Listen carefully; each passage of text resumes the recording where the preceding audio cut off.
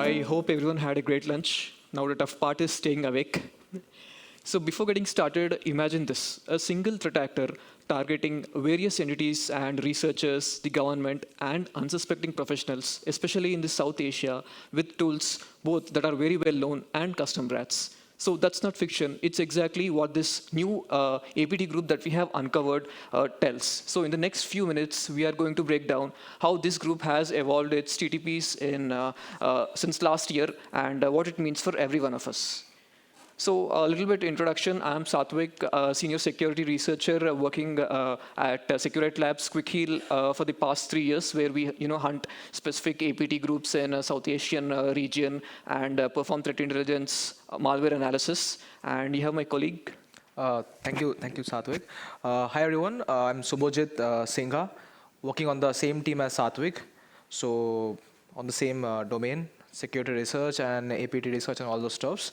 So over to Sathwik for the next slides.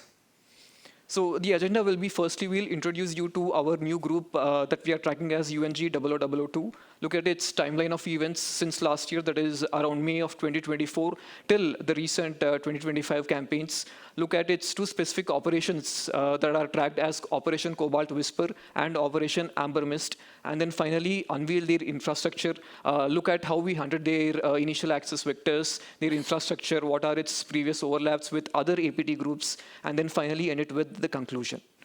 So let's meet this new UNG0002 group. So the two operations that are tracked are as Cobalt Whisper and Amber Mist. So Cobalt Whisper, we have been tracking it since recently 2024, where we first found the campaign in September. But when we tracked back, we saw that this has initiated its operations since May of 2024, especially targeting various regions such as Hong Kong, China, and Pakistan. So various sectors, researchers, academic institutions, defense entities have been targeted by this specific group in the last year, and it has used a very well-known arsenal, that is the Cobalt Strike, with initial access vectors that use VB script as its stager.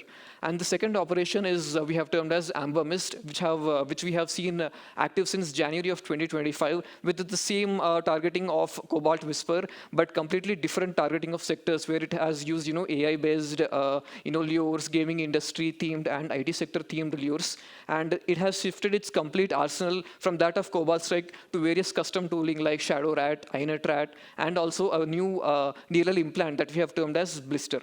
And as you have very well known, it has also, we have seen click-fix everywhere, every threat actor, every stealer group, initial infection vector is being used this, and even this group has, shifted to using click-fix along with the same VB script that we have seen in Cobalt Whisper. So firstly, in May, we have found the first lure, especially that was uploaded from Hong Kong, and it was using the Chinese language, especially once we translated and found that it is using themes related to enterprise decryption of specific tools. And in early of July, we have seen it targeting various Chinese universities across different themed sectors like finance, engineering, computer science, across very well-known universities in China. And in the mid of July, we have seen it specific using a decoy related to parking fee structure, how research can be conducted on establishing a specific plan regarding to the parking fee. And then in late July, we have seen it pivoting to targeting Pakistan-based entities, where it has used various lures related to Islamabad, the various cities related to Pakistan, what are its final combined forecasting, and various ideas that we have seen, especially related to various geopolitical events in Pakistan. And again, in early August, we have seen it back to targeting of especially Chinese and Hong Kong entities. So this was research related to pre-fueling, where different management systems and software systems, how to manage this pre-fueling in various aircrafts and all have been observed. And then in late of August, we have seen it research related to study of fusion reactors, especially the Chinese CFETR entity, how it has targeted that. And finally, in September, we have seen it using lures related to technological awards, how researchers can submit their own research so that they can get nominated for various such scientific research. So these are all the industries that have been affected, where you can see that it has targeted not only professionals related to industries such as defense, electrotechnical engineering, even civil aviation and various engineering sectors like environmental, academic and research institutes, medical institutes across Hong Kong, China and Pakistan. And even we have found that it has been targeting cybersecurity researchers. So how did we initially find this campaign? So firstly, when we are usually hunting through our initial access vectors on various platforms, we have come across an unique archive file that is completely written in this specific Chinese language. And once we translated it, this was specifically using the lure related to the recommended nomination form for science and technological awards. So in this archive file, there is only one visible file, that is a shortcut file in a double extension format. But what we have observed is that in the various hidden folders, there are various stages like the VB script and even a final exe payload that is, in memory it is downloading and executing the Cobalt Strike beacon.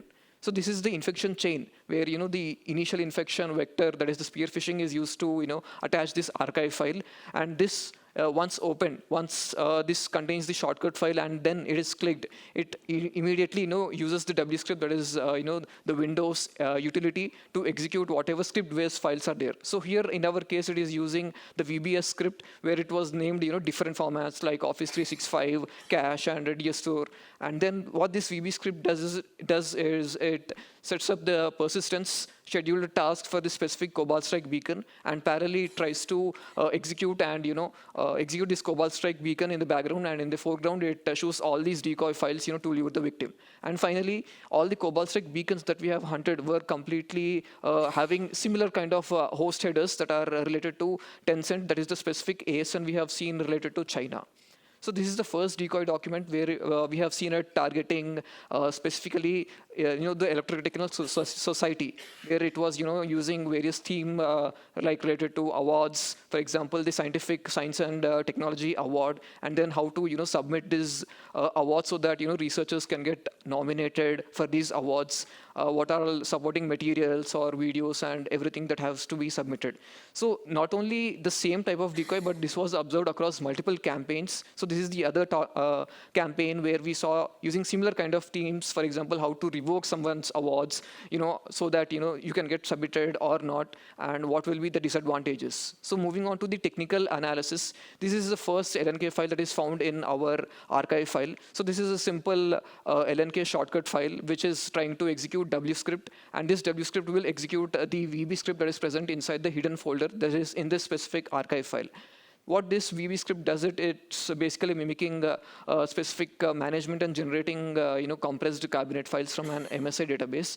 Basically, this will try to hide its activities. In the background, it tries to decode all the encrypted base64 blobs, and then finally create a scheduled task with a specific name so that it executes the final Cobalt Strike beacon that is named as sigverif.exe. So this is executed every 59 minutes, as you can see from the slide.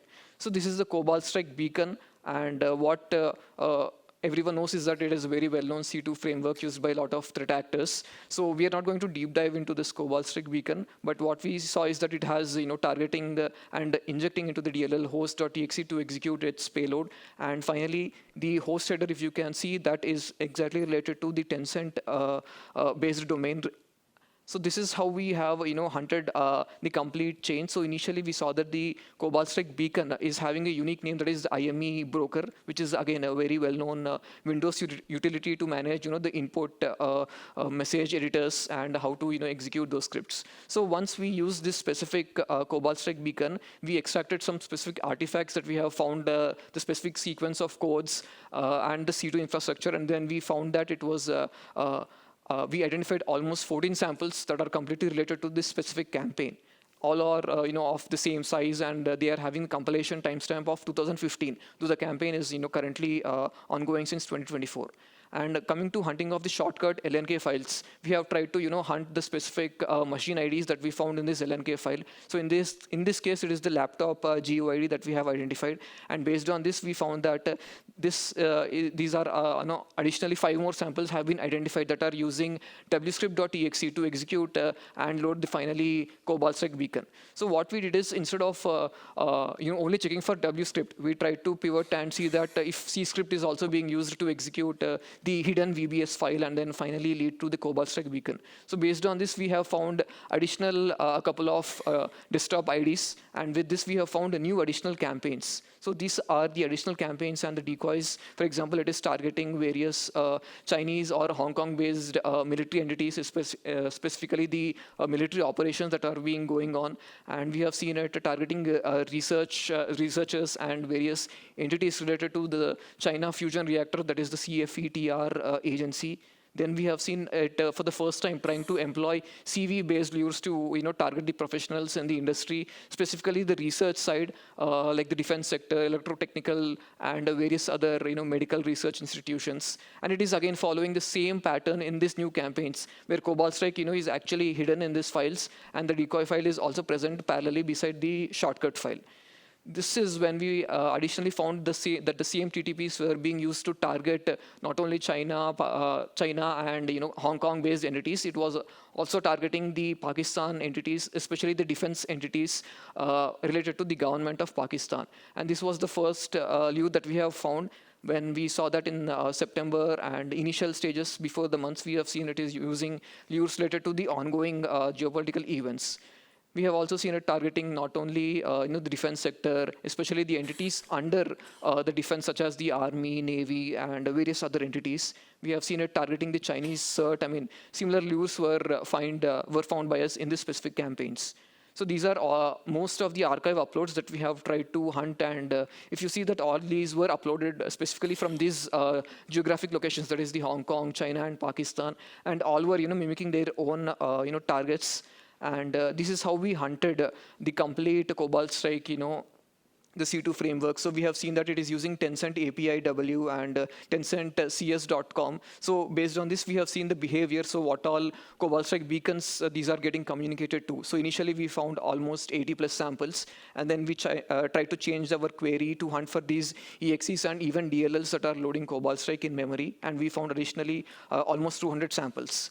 And then we try to get the actual domains. Though we have seen almost more than 1,000 plus domains, all are not actually related to this campaign. So these are all the ASNs, all the IP addresses and the actual host headers that are related to this ASN registered under Shenzhen Tencent Computer Systems. And these were specifically used by this threat group.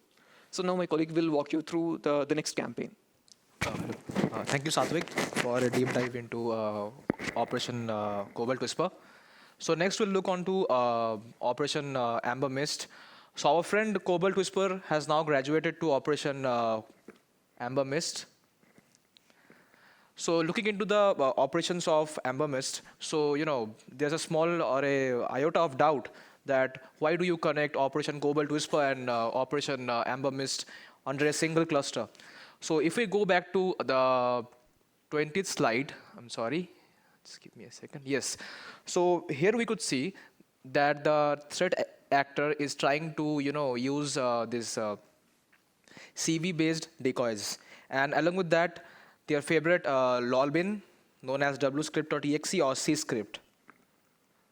So going back to our current slide, that we found using these artifacts from Operation Cobalt Whisper, we decided to track another campaign, which we are calling as Operation Amber Mist. And the entire story starts building up in the month of January, where this threat actor targeted Ministry of Foreign Affairs of Pakistan. And along with that, Ministry of Maritime Affairs, that's also in Pakistan.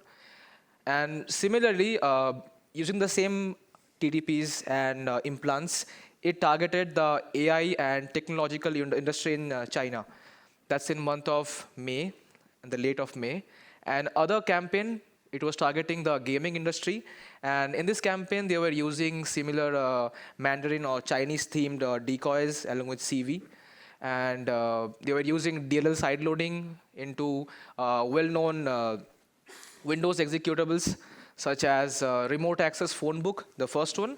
The second one being Node WebKit, and the third one was basically reflectively loaded in memory. Just give me a second. Okay, so if we look on the infection chain, so under Operation Amber Mist, we have three sub-campaigns. It starts with the same story, spear phishing, along with Mandarin named LNK files. And on the first one, we also had a spear phishing document, which was leading to Ministry of Maritime Affairs of Pakistan, and then the malicious PowerShell executable, and finally, RAT, or the remote access Trojan, which we call it. We decided to call it as Shadow RAT, and that was being sideloaded on remote access phone book Windows application. And the second one, it was using LNK themed decoys, which again spawns their favorite lolbin wscript.exe. Using then the wscript.exe was creating a folder under tasks directory, and then we had multiple VBS and batch scripts and VBS and scriptlet files trying to establish persistence along with doing malicious artifacts. And something which is interesting on the lower one, this one, is the C2, the C2 config was present on the list.txt file. So when the sample or the inetRAT was reflectively loaded on the memory, it was responsible for decoding the C2 configs and connecting back to the command and control server, which are mentioned above, these ones. Okay, now looking into the decoy part, if you see that on both the campaigns, the first one targeting the gaming industry and this one targeting the AI and tech industry, we see some commonalities, that is Chinese origin names, legitimate names.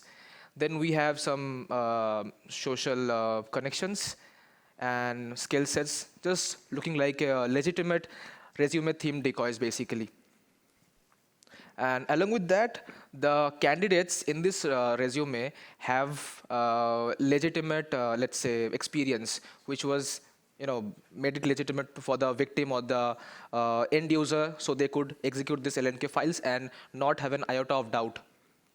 Okay, so along with that, our friend Operation Amber Mist also tried to, zip a lot of files related to gaming and UI theme documents, so the victim should not have any doubt when they are executing these malicious LNK files.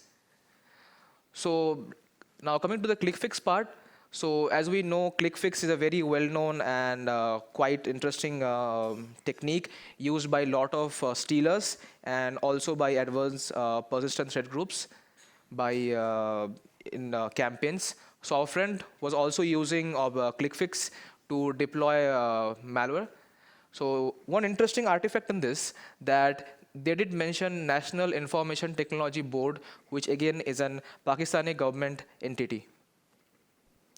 Looking into the first campaign, I guess, yes. So if you see the VBS script, so it creates, first initially it sleeps for some seconds, then it tries to copy the remote access phone book application from the legitimate folder to the recently created folder, and then it executes. And along with that, also it downloads malicious Shadow RAT.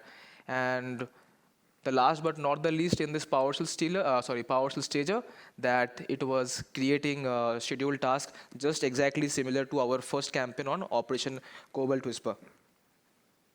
Okay, so now jumping on to Shadow RAT. So this RAT was being side-loaded, and we have found an interesting export function known as timing, and it also uses something known as update proc thread attribute.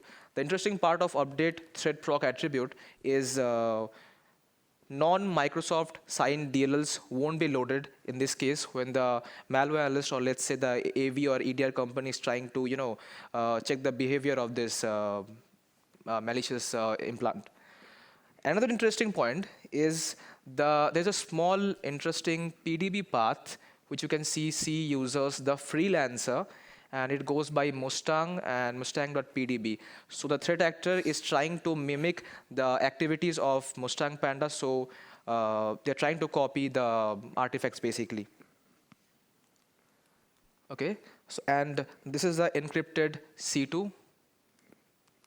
Okay, going to the next one, another sub campaign. So in this campaign also they were trying to deploy malicious VB script along with malicious CV, which we just saw in the previous slides. And this entire VBS script was responsible for running the malicious batch script and spawn the spawn the decoy on the victim's screen. Looking into the batch script, my bad, and so it creates a directory under public tasks, basically, and in the same directory, it loads and downloads all of files, the PowerShell implant, the DLL, and the scriptlet files, basically. So the PowerShell file over here is responsible for creating a scheduled task. So looking into the malicious VB script and scriptlet files, we can see that VB script was responsible for executing this malicious PowerShell script. So this PowerShell script is responsible for reflectively loading that inetrat on the memory, and the export function specifically has been mentioned as opt_mem. Okay, so now looking into the sub-campaign inetrat. So this is an interesting remote access Trojan and also the cute little reverse shell. So this fetches the computer and username and uses unnamed pipes, using cm.exe, and uses a little anti-debugging or anti-analysis techniques known as query performance counter just to delay the sandbox process. So these were the decoded C2s from this inetrat, and a few interesting commands are sleep, Windows sleep, and next sleep, Windows and exit. And along with that, we also found a similarity that this implant leaves us a small PDB file known as shockwave memcom_memcom.pdb. So we decided to term it as inetrat. Okay, so looking into the LNK script and VBS script, we found similar VBS script and Mandarin themed documents for used as a decoy. Okay, yeah. So the third campaign, which was targeting the gaming industry, the sub-campaign, under this Operation Amber Mist, that this was used to sideload into Node WebKit binary, and the malicious shellcode was stored under a file known as update.dat. Okay, so as you can see that the shellcode gets decrypted, and we have another interesting part, that is the DLL implant basically patches the entry point and jumps to the shellcode. And once the shellcode is being spawned, we can see that it's our guess that it's a Metasploit based reverse shell. So now I'll pass to my friend Sathwik for discussing the overlaps. So now that you have seen both the operations Cobalt Whisper and Amber Mist, now we have identified some interesting overlaps with other threat groups. So in Amber Mist, you have seen that in the ClickWix campaign, it was trying to use a domain related to or mimicking entity in the Pakistan. And so we saw that the same domain which was related to the ministry was seen with another APT group known as Sidewinder. And the same ASNs that we have observed previously were used by this new Sidewinder group. So this is the first overlap that we have identified, though we have not completely attributed this to this threat actor, because both the timelines and the campaigns related to the Sidewinder weaponizing this specific domain is completely different. And coming to the second overlap, we have seen that our UNG 0002 is trying to copy TTPs of the recently published Operation Voldemort by Proofpoint, where you can see that the same, or you can say similar type of DLL side loading and the LNK initial infection was seen, where these are some other overlaps that we have identified. So finally, we are not going to directly attribute this to a specific threat actor, and we are going to leave it that to your thoughts, because this attribution is not a very easy game, as you know.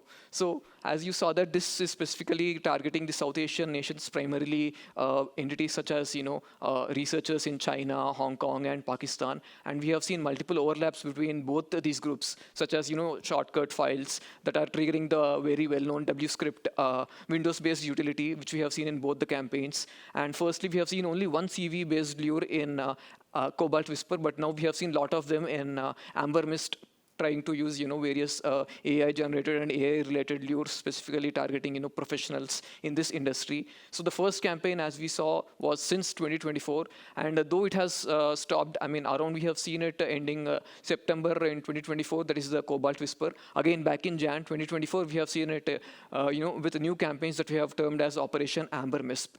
And as we have seen, it is using sophisticated lures. These decoy documents are trying to lure all these kind of victims. They are not exactly legitimate, but trying to mimic all of these multiple industries. And we have seen that it is trying to heavily rely on the Cobalt Strike C2 framework. And then in 2025, we have seen it as trying to build its own custom rats like Shadow Rat, INET Rat. It is trying to incorporate various reversal mechanisms so that it can stay infiltrated in these networks for a longer time. And then finally, it is trying to imitate Chinese state-sponsored entities and look at how these evolving TTPs are being going or used by these groups. So as we have seen, the threat landscape will keep evolving. So must we. We must not just track these groups. We must continuously monitor, hunt their TTPs and infrastructure, because these groups are adaptive, strategic, and persistent. So we need to come together as a community and share intelligence so that proper decisions can be taken by all the organizations. Thank you.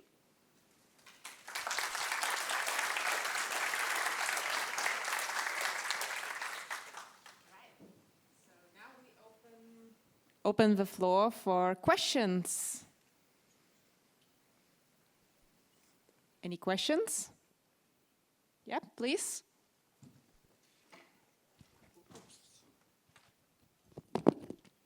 Thanks for the sharing. And did you evaluate the quality of the documents in Lua attack? Quality of Chinese document? Yeah, so I would say we are not exactly experts in Mandarin or the language. So we have mostly tried to translate all these decoy documents, and we have tried to come across all various entities or similar type of lures. But we have seen that these are not the original or legitimate. These are fake documents mostly, or even they have been taken from various websites that are publicly available. But yeah. I see. Another question. How often do you observe this class of major attacks among Southeast Asia? I'll take it. So this geographic region is quite active in terms of threat actors and their operations and all those campaigns. So now using the same behavior, we can say we are seeing a lot of campaigns like, let's say, Operation Cobalt Whisper, Operation Amber Mist, and along with that we have we saw a few overlaps with Operation Voldemort, and along with one more threat group known as Operation Silver Fox, that is also targeting Chinese entities. So it's quite active, in my opinion, and it's quite often. That's it. Thank you. Thank you. Right, I see somebody else coming. Yep. Yeah, hi. First of all, thank you for the presentation. Super interesting research. What is the MO for this threat actor group? I mean, we see that they deploy a rat at the end, but then is there anything further in the kill chain? No, that is the final payload. I can say it is trying to, the MO I can say is mostly cyber espionage, to gather all the sensitive documents and stay infiltrated in the system for a longer time, over the weeks or even sometimes, as we saw, months or across years. Cool, thank you. And maybe one more question, I might have missed it, but where did you get the first sample of the payloads? These are completely on VirusTotal that we have hunted. Okay. And then subsequently we have tried to download all the final payloads, and that is how we obtain them. Okay, thank you. Hello. All right, awesome. Can you talk about the frameworks that you guys use for reversing the binaries that you were working with, and it looked like maybe you were doing some debugging potentially as well, right, in order to find like entry points and so forth. So we have used, very well-known tools like IDA Pro and x64DBG, to specifically debug these samples. And initially, for the static analysis, we use basic tools, even VirusTotal. So that is how we initially hunted these campaigns. And then we use tools like Census and Validin to hunt for their infrastructure, look across, the same ASN or the titles or the header files that we have identified. So, this covers most of the tools that we have tried to, hunt and debug and reverse engineer these samples. Okay. If we don't have any other questions, I have then one from me. So what has been the greatest insight or the most shocking thing that you have found whilst you were analyzing these campaigns for you? So, while we were analyzing the Operation Amber Mist, so the threat actor left a lot of PDB files. So initially we don't see that. It's a operational security mistake done by a lot of threat actors. So maybe it feels like, they wanted us to find them. So that was quite shocking. And weird PDB files and use of same infrastructure in multiple campaigns. So, generally they don't do it, but that was quite shocking in terms of maturity of the threat actor. Yeah. Right. Okay. Great. Thank you very much, guys, then. Thank you. Thank you.